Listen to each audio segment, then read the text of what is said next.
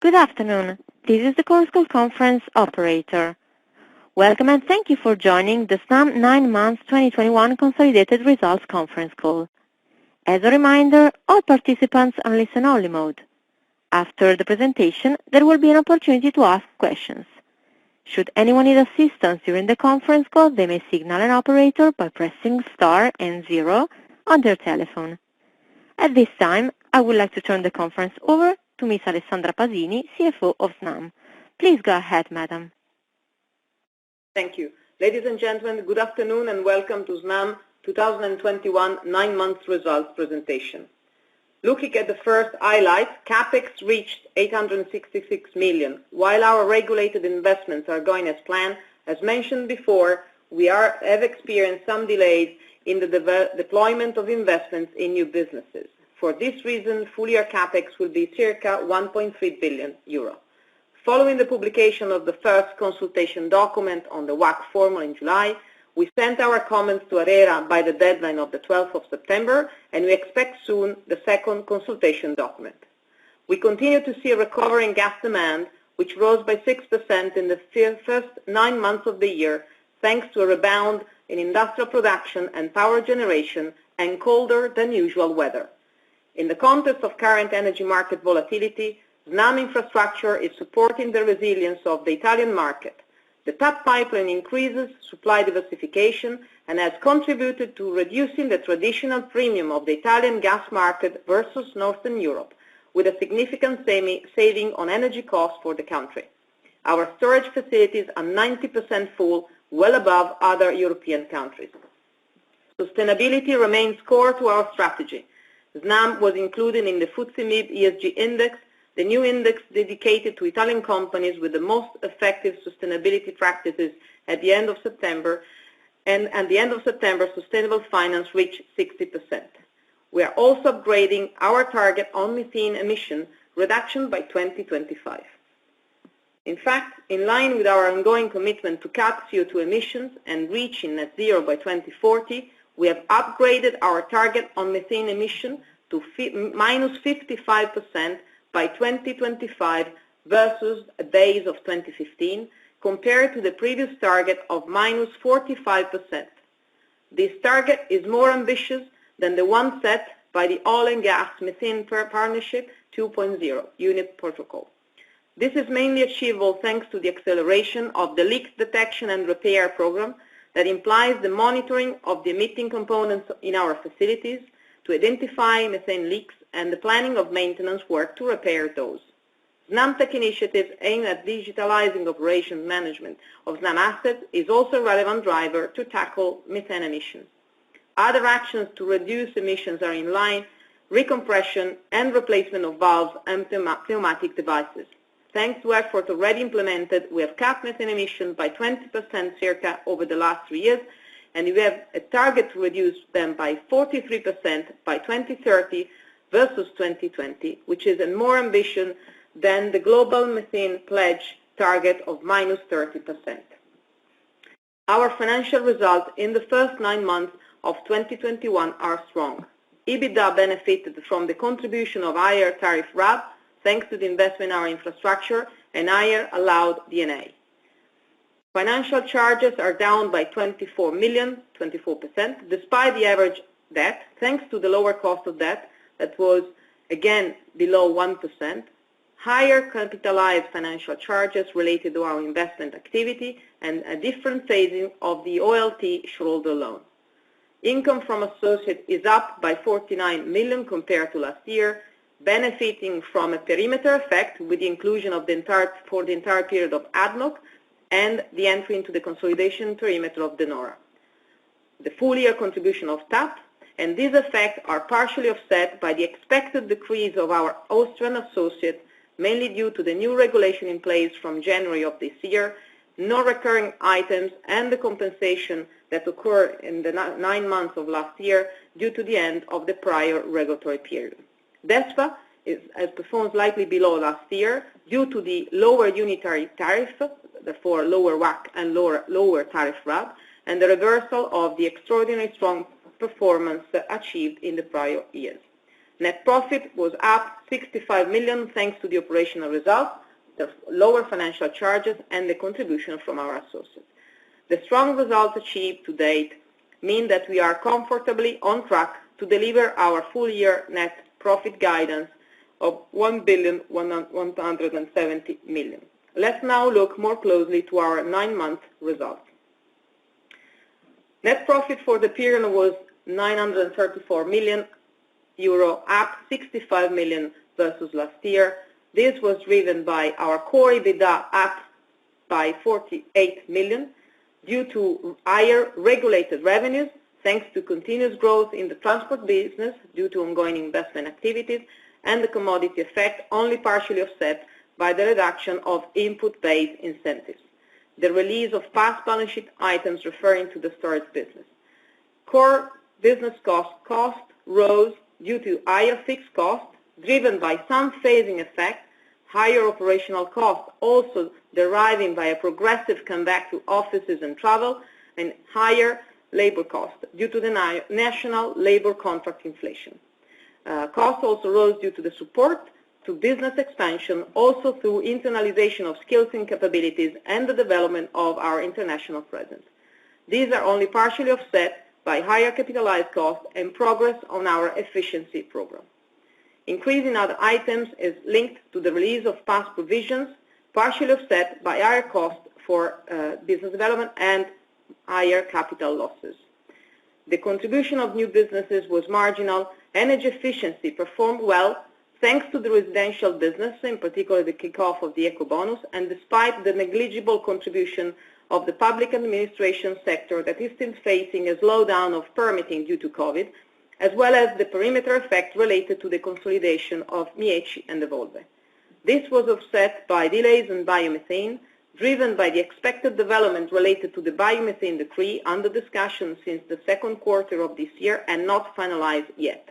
This, together with the lengthening of the authorization process due to the pandemic situation on the public sector, is slowing down greenfield development as well as our third-party EPC activity, but on the positive should bring significant capital grant opportunities for biomethane operators when approved. In the meantime, we continue to push biomethane business, being devoted to reinforcing our pipeline. The continuous investment in our energy transition platform with a particular focus on hydrogen and lower contribution from Snam Global Solution over the 9 months that will be more evident in the last quarter due to the contribution that we had last year from a significant contract related to TAP. The delays in the new business ramp-up will impact also 2022, whilst we continue to invest in insourcing competencies and capabilities supporting our platform in hydrogen and energy transition. Interest expenses were 24 million lower, mainly due to lower cost of debt attributable to the positive impact of our 6th liability management exercise, treasury management optimization, and natural bond rollover, replaced with cheaper new issuances, as well as higher capitalized financial charges related to our investment activities and a different phasing of OLT shareholder loan. Associates contribution was higher due to the inclusion in the perimeter of ADNOC and De Nora and the first full year contribution of TAP, which last year wasn't in operation in the first 9 months. De Nora, global leader in sustainable technologies, is performing ahead of expectation. These increases are partially offset by already commented effect in Greece and Austria. And the average tax rate for the period is circa 25%. As a reminder, net profit benefits from a positive one-off component adjusted of 255 million that is related to the realignment of the differences between tax and book value of fixed assets. This is possible paying a substantive tax of 3% in a maximum of 3 installments, while the amount of the realignment is 1.2 billion for transport business to be recovered over the coming years. Turning now to our cash flow. Cash flow from operations for the period amounted to 1.181 million euro, including 230 of working capital absorption, of which 136 million related to balancing and settlement activities that includes around 100 million of settlement related to reabsorption of 2020 items and 38 million of balancing activities partially reabsorbed versus the peak that we reached in the first half due to cold weather. Minus 25 million of tariff-related items and minus 69 million of other working capital, worth flagging the absorption from the contribution of our eco-bonus business that is absorbing slightly less than 120 million of working capital, and VAT receivable that are linked to our balancing needs, partially counterbalanced by the positive effect from next tax payable, which are due in November. The new balancing system implies that from 1st of January 2020, Snam acquires system gas used for self-consumption, grid losses, and difference between intakes and offtake of the distribution network at market prices. This mechanism caused a build-up of VAT receivable related to our balancing activities, and the growth of this VAT receivable is clearly also impacted by volumes that were related to the cold weather that we had in the first part of the year, and higher prices that, of course, we are registering in the second part of this year. We foresee for the full year an increase of the accumulated VAT receivable, but this is a temporary effect that we expect to recover over time. Net investment in M&A include CAPEX and CAPEX payable, and the effect commented already in the first half related to the inclusion in the perimeter of De Nora and the transactions on energy efficiency, as well as the contribution of OLT shareholder cash in and TAP through up. Other outflows for the period clearly have been the dividend paid in 2021 equal to 797 million. We expect full year net debt to be slightly exceeding the 14 billion mark, mainly due to the temporary absorption deriving from the VAT receivable above described and the acceleration of our energy efficiency pipeline deployment. Moving to our debt structure and reduction of the cost of debt, in the first 9 months of 2021, we further strengthened our financial structure thanks to transition bonds issued in February and June 21 with low coupons, which contribute to the reduction of below 1% of the cost of debt in the current year. The new EIB loan aimed at financing energy efficiency projects planned for Renovit and new ESG term loans linked to ESG KPIs for an overall 600 million euro, of which 250 million euro have been secured a few days ago. There are no refinancing needs for the remaining part of the year, while bond maturity profile is well spread over time. With respect to treasury management optimization, we continue to exploit the good market conditions which allow us to fully utilize our Euro commercial paper program and a large use of uncommitted credit lines, both at deeply negative yields. The EMTN program, recently renewed, incorporates sustainability KPIs for the issuance of sustainability-linked bonds and could be used to finance projects aligned with the taxonomy delegated acts that are issued by the European Commission. Thanks for the attention, and I'm now ready to take and answer your questions. Excuse me, this is the Chorus Call conference operator. We will now begin the question and answer session. Anyone who wishes to ask a question may press star and one on their touchtone telephone. To remove yourself from the question queue, please press star and two. Please pick up the receiver when asking questions. Anyone who has a question may press star and one at this time. The first question is from Harry Wyburd with Bank of America. Please go ahead. Hi, afternoon everyone, and thanks for taking my questions. I've got 3.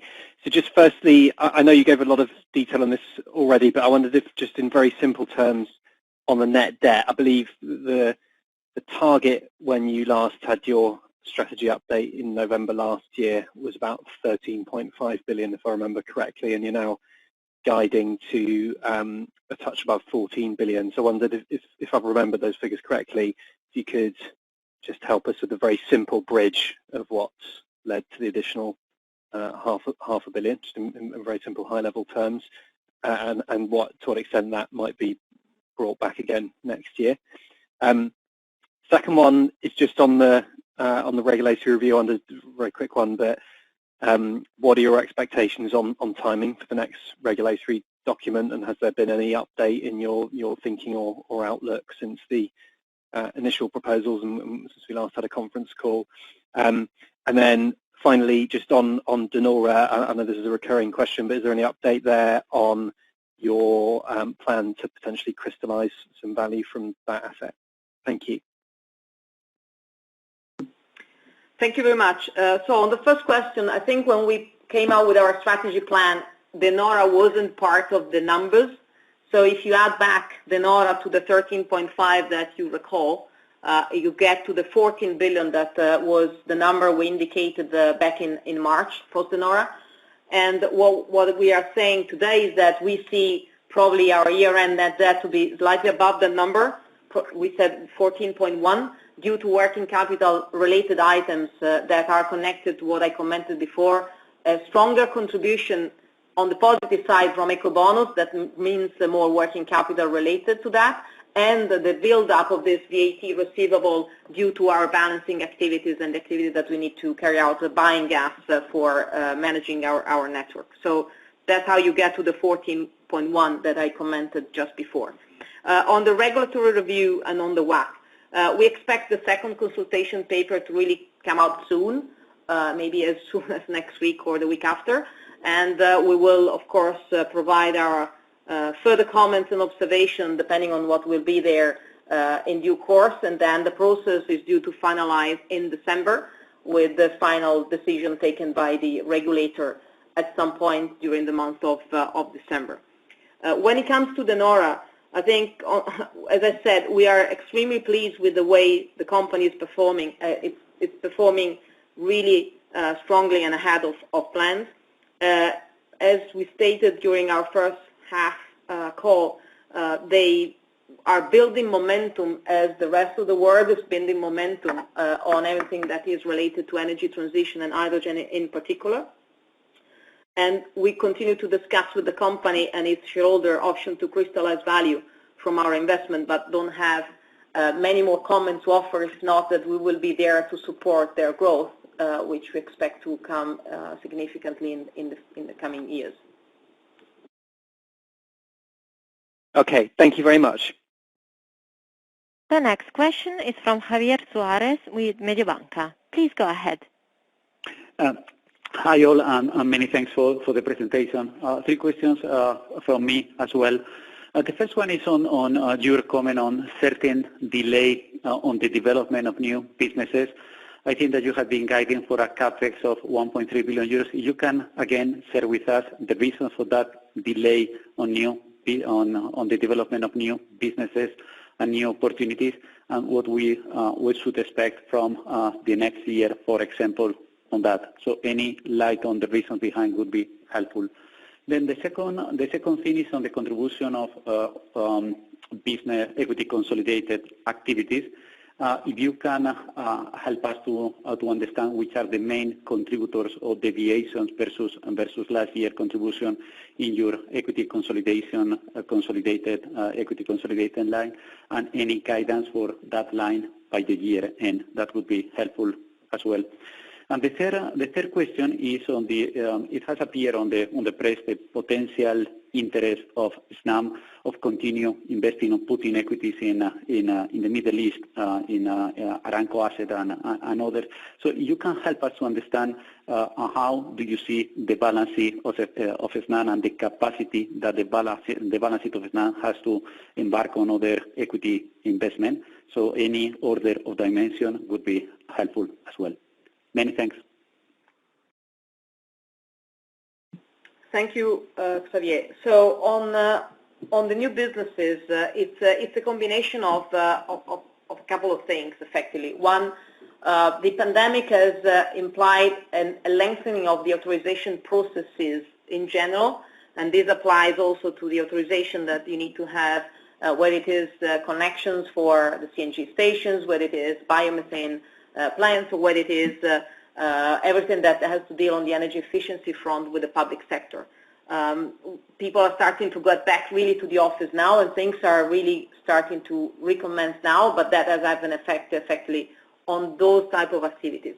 That's on the negative side. On the positive side, and this applies to biomethane, there is this biomethane decree that has been discussed and that we expect to be approved, which effectively will introduce grants that will give a strong boost to biomethane development. So tactically, for some of the greenfield initiatives that we had in our pipeline, we are also waiting to see that decree to come out to make sure that we maximize the value creation opportunity out of our biomethane pipeline, which remains very relevant. So effectively, you have one negative in a way, but also one positive, particularly on the biomethane.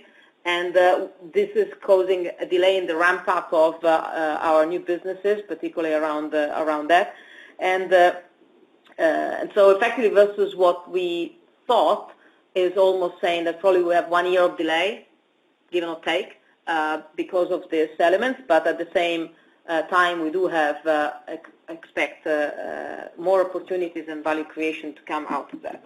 So that's on the first. When it comes to, and so as I said, also next year we will expect some delay versus what we expected. So everything is kind of rolling forward a bit in a way. That's the way you should think about it. When it comes to our associates, as I said, versus last year, we do have the expected revision or impact of the regulatory revision both in our Austrian associate and in DESFA, which effectively contributed less than last year. At the same time, DESFA volumes are keep going strong, and so in a way, the performance of DESFA also towards the second part, the last quarter of the year, will remain strong. And then you have the full contribution coming from De Nora, ADNOC, and TAP. And remember that TAP, yes, came into operation at the end of last year in November, but for the rest of the year, it actually absorbed or had a negative contribution to our net income because it was still in construction. So you need also to count for that when looking at the delta 1 year versus the other. ADNOC was part of the consolidation perimeter only starting from July, and of course we didn't have De Nora. So looking at the last quarter, we expect the strong contribution from De Nora to continue, and we expect DESFA to continue to perform in a relatively strong manner. Overall, I think we indicated effectively some sort of flattish type of performance for our associates. I think we will do better than that, slightly better than that. But keep in mind when looking at the fourth quarter that there were a number of one-offs last year. You had one-offs in Teréga for the recognition of certain items. You had one-off from, of course, from Italgas. You had one-offs also on TAP. So once you normalize that, and effectively the way to think about it is a coherent performance on everything, but strong performance on DESFA and De Nora. When it comes to M&A, as you know, we never comment on M&A. I mean, our name gets often mentioned here and there. Our investment criteria remains the same, and I'm sure you are familiar with the way to look at our financial flexibility, whether you look at RAB or whether you look at fixed assets, and you look at what our threshold that rating agencies place on us. It's fairly straightforward to get to what that means. But effectively, we remain committed to our capital allocation policies in everything we do. Interesting. Many thanks. The next question is from Jose Ruiz with Barclays. Please go ahead. Yeah, good afternoon. Just two questions. The first one is related to the new targets of CO2 emissions by 25. I was wondering what is the CapEx required, and if there is no straight answer, is basically, are you advancing a new CapEx plan that will be announced in the Capital Market Day by changing this target? The second question, if you could please clarify what do you mean by in the tax effect, the 250 million euros, the alignment of the book value of assets? Is this going to affect depreciation, or it only affects tax depreciation? Thank you.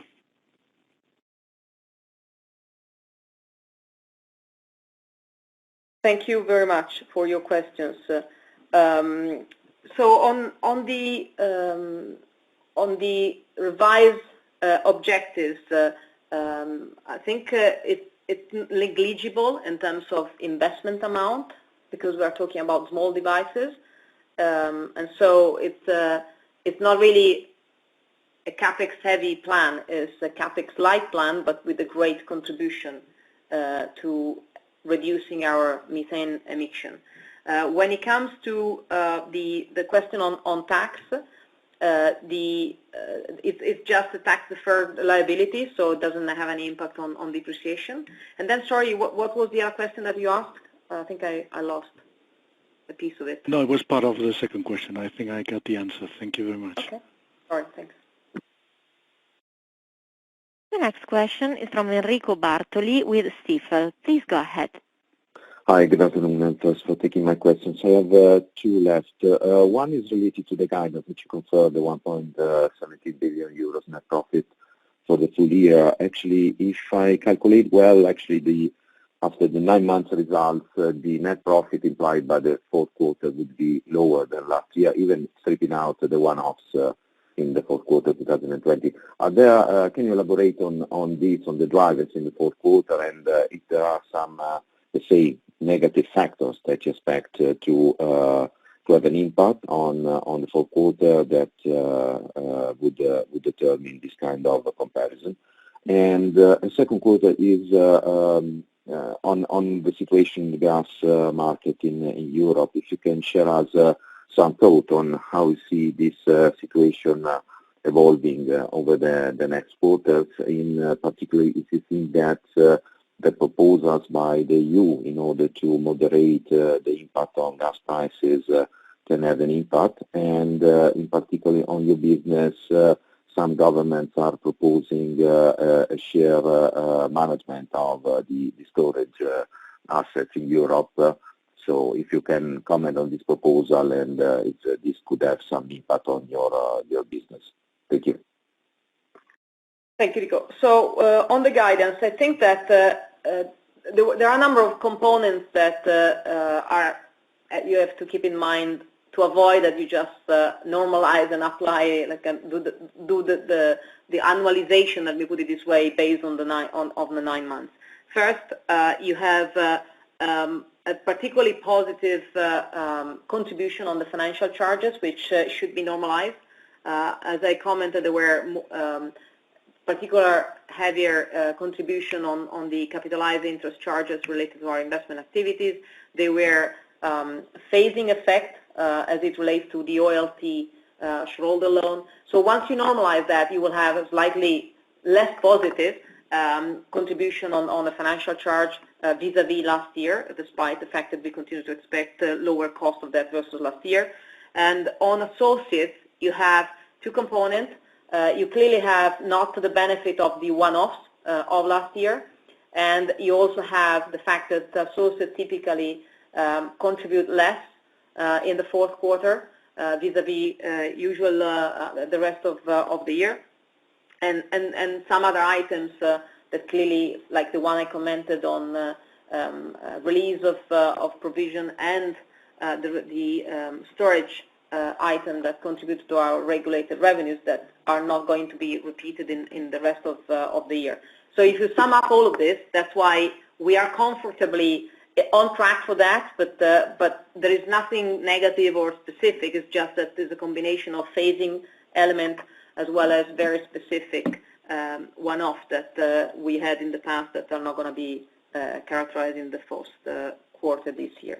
When it comes to gas and the current situation, I mean, a lot will depend on how cold the winter will be. In Italy, we start from the situation of having our storage assets relatively full, which is very good and important. We are well above the rest of Europe.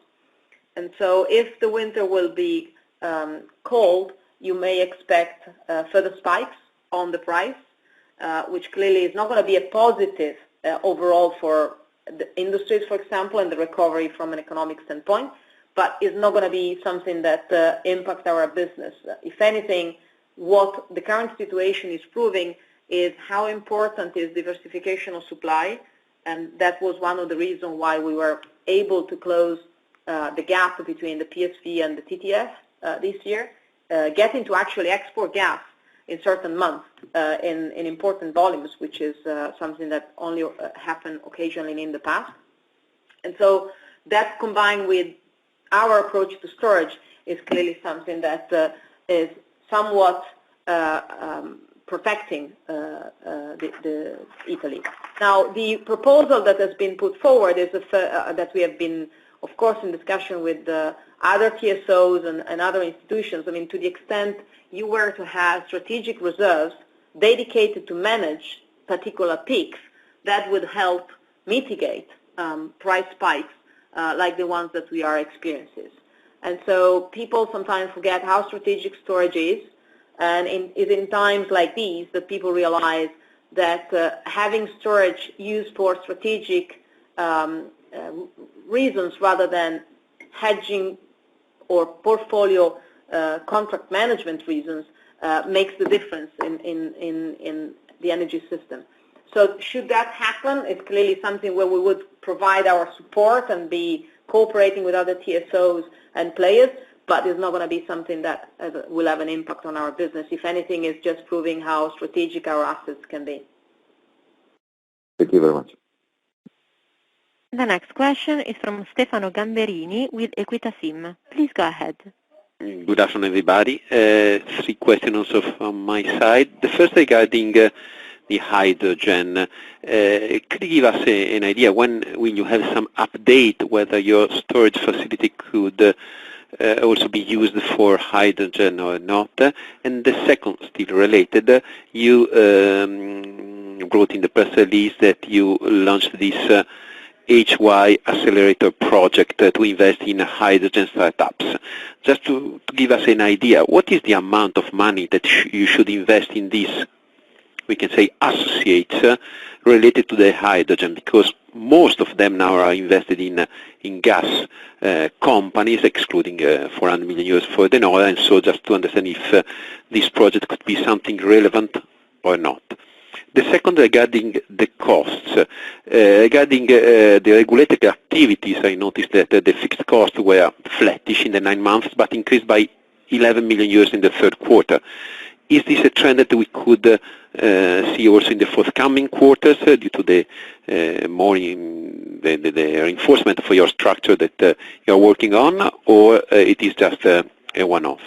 And the third one, regarding the taxonomy. According to the press, the majority of EU countries are in favor of treating gas as helpful for green transition. So what could be the final solution in your view regarding European Commission, the decision on gas, in particular considering that in the last presentation you showed a investment just at 40% eligible for taxonomy, and so if we could expect some significant improvement of this ratio.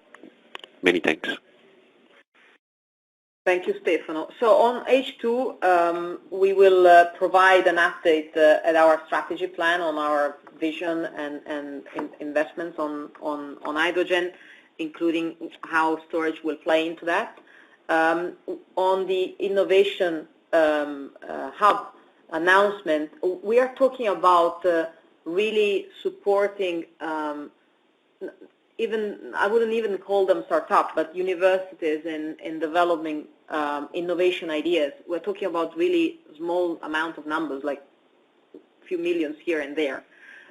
This is really more to have the right antennas on future evolution of technologies in the application and production of hydrogen that will be relevant when thinking about our infrastructure and the role we can play for people that are served by our infrastructure.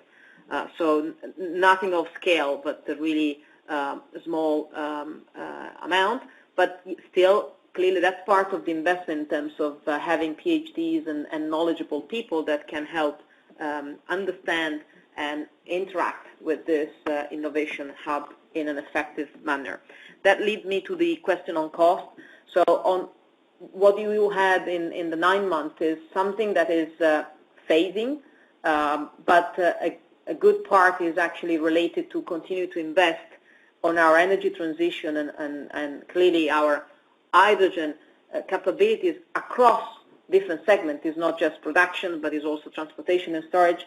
All of this are effectively, we are insourcing capabilities and making sure that our platform can cope with the future growth.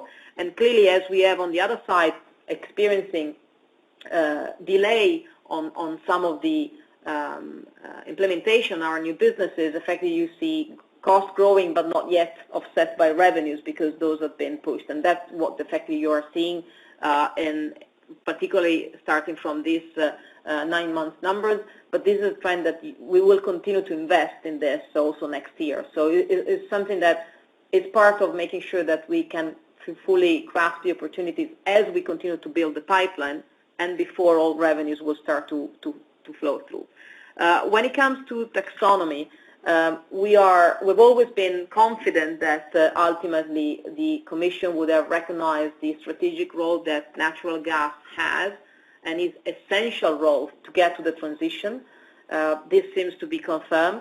So whilst, yes, we had last year in our plan taxonomy-aligned investment for around 40% of it, I think we will get more, we'll disclose more at the plan, but we are now above that number. But what is important, I think, is more despite the momentum, which is incredibly positive that hydrogen is getting, the even stronger recognition that gas remains an essential part of the transition to achieve net zero, which is something that more and more countries and companies are committing to. Thanks a lot, Alessandra. The next question is from James Brand with Deutsche Bank. Please go ahead. Well, hi, Alessandra, and hello to everyone else on the call. I have 3 questions. The first is on the net debt. You were very clear in terms of the full-year net debt guidance, but you mentioned a few things on the call around working capital moves, the VAT receivable. On the working capital side, some of which sounded like they would reverse and some sounded like maybe they wouldn't. So maybe you could just tell us, embedded in that net debt number at your end, if it's possible to give an estimate for how much working capital or VAT receivables that we should assume will reverse in future years. That's the first question. Secondly, I just want to clarify on the regulatory review. I'd heard that the regulatory document might be coming out Friday afternoon, and you kind of said maybe in the next couple of weeks. Should I take that it's probably not going to come out this week, or we just don't know? And then the third question is a slightly more complicated one, is around incentives for storage, because I seem to recall that you had some output-based incentives for the storage business that generally we don't talk about very much because I don't think they were delivering you any profits. But I was just wondering if you can maybe remind us what incentives you have for the storage business, and given how extreme market conditions have been this year, I was just wondering whether they actually might start to be profitable. Thank you very much. Thank you. On the net debt, I think you can imply given that we have indicated a 100 million more contribution in a way negative terms in terms of working capital absorption, what that delta is going to be. But structurally, the eco bonus is a credit that you get reimbursed over a period of 5 years. When it comes to the VAT payables, that's instead an ongoing activity. So it's very hard to be too precise on, because it's a rolling activity, right? So every amount then gets rolled, and then you move to the next one. So you keep building on the balancing activities on one side. And so I think this peak is more due to the combination of the two things I said. Colder weather, so we had to buy more gas, and higher prices. So again, the way this will evolve will depend on this. And keep in mind that we had this already last year, but clearly last year was a very different year. both in terms of energy prices and in terms of volumes. Before, we were not due by the regulator to buy gas, and so that's something that changes or is a slightly new element of our working capital that we didn't have before. So on the WACC, we expect it to be, I said soon, it means really soon. We expect it maybe more next week, but whether it's Friday or next week, frankly, it doesn't, I mean, it's up to the regulator to publish. We will just stand ready to capture and work on the comments for that. But what is important is the fact that we expect it to be finalized by year end. When it comes to the storage, you are right. We haven't been spending a lot of time on those services, and we expect, similar to what we expect on transmission, to develop more. I mean, what I said in responding to the question of Enrico about the gas market, it's an important point. The market will need more flexibility as it keeps evolving the energy mix. And this means that there will be, we expect, opportunity to maybe develop services around it. So this is more of an intention, so I don't want you guys to put numbers into your model yet. But we see the opportunity for more of this type of initiatives and services to be introduced. Now, coming into the numbers, yes, we did have some contribution. We're talking about a few millions, but in the 9 months we had, I think out of my memory, around 5 million or so of contribution for short-term services, effectively allowing more to book capacity, not just for pure seasonal needs, but with an increased frequency, effectively enhancing the liquidity for those guys that actually need to store. Great, thank you very much, and good luck for the second consultation. Thank you. The next question is from Bartek Kubicki with Societe Generale. Please go ahead. Hello and good afternoon. A couple of issues I would like to discuss, please. Firstly, if you can share with us your view on future Russian gas flows following a potential or not approval of Nord Stream 2. Whether do you think most of the imports will go via Nord Stream, or do you think the sort of Slovak-Polish pipelines will be also utilized, and whether this will have an impact on your transmission capabilities, potentials from Austria in the future, and also what do you think is the sort of long-term outlook as well for those pipelines and for those flows? Secondly, on the supply chain, whether you are seeing any disruptions with suppliers, and what is the cost inflation you are seeing, and whether you think all the increased costs will be fully approved by the regulator and will impact your RAP. And lastly, I remember there have been talks for a long time already about the potential additional remunerations on your RAP equaling zero or additional output-based incentives. When do you think we can have some visibility on those? I mean, I think you talked about this last year already, but this should be approved this year. I don't think it is yet. So if you can share with us your view on this one as well, please. Thank you. Thank you very much. Very clear. So, I mean, Russian gas flow, we leave politics outside of the room. I think what is really important is the diversification of import routes, which Italy has, which I think is very important. Ultimately, whether Gazprom choose one route versus the other, still gas will flow through Austria and then in Italy, so it doesn't really matter for us. I think the volumes would be more a function of the energy mix and the speed at which an energy mix changes rather than anything else.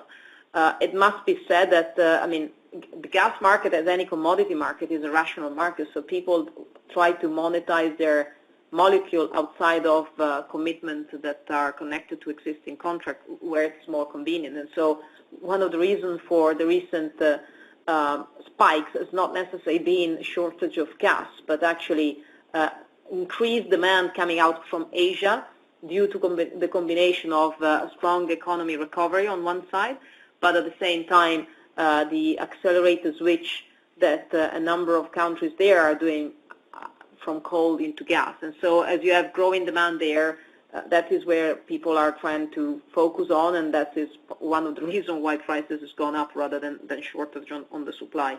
But again, from our standpoint, it's not very relevant. When it comes to the supply chain, I think the only notable element is increase in price. We don't have, or we're not experiencing any issue in terms of supply chain, differently from other sectors and industries. Clearly where we see inflation coming is on steel, which is significantly increased, but that we are confident that there is no risk in that respect when it comes to our investments. Now, as on the OPEX side, the next review is going to be with a reference year in 2022, and so from a timing standpoint, it's not a bad timing because probably we will have the benefit of numbers that reflect higher inflationary environment. And then when it comes to CAPEX, clearly all of this is very timely again because as we all know, TOTEX will start to be introduced from 2024. TOTEX works on standard costs, and having these spikes as part of the journey to our TOTEX is something that probably actually normalize some of the lower prices that we've seen in the prior period. When it comes to replacement assets and incentives, you're very true. We've been talking about it for quite some time with no news. What I can say is that we expect a consultation document to be published by the regulator between now and year-end, and that will be the commencement of the process that once finalized will determine the structure and the amount and the timing of output-based incentives related to replacement of our fully depreciated assets. So we'll keep you posted as things progress, but that's the latest that I can share. Great, fantastic, thank you. There are no more questions registered at this time. Ms. Pasini, the floor is back to you for any closing remarks. I just want to thank you very much for your questions and attention and wish you a good afternoon.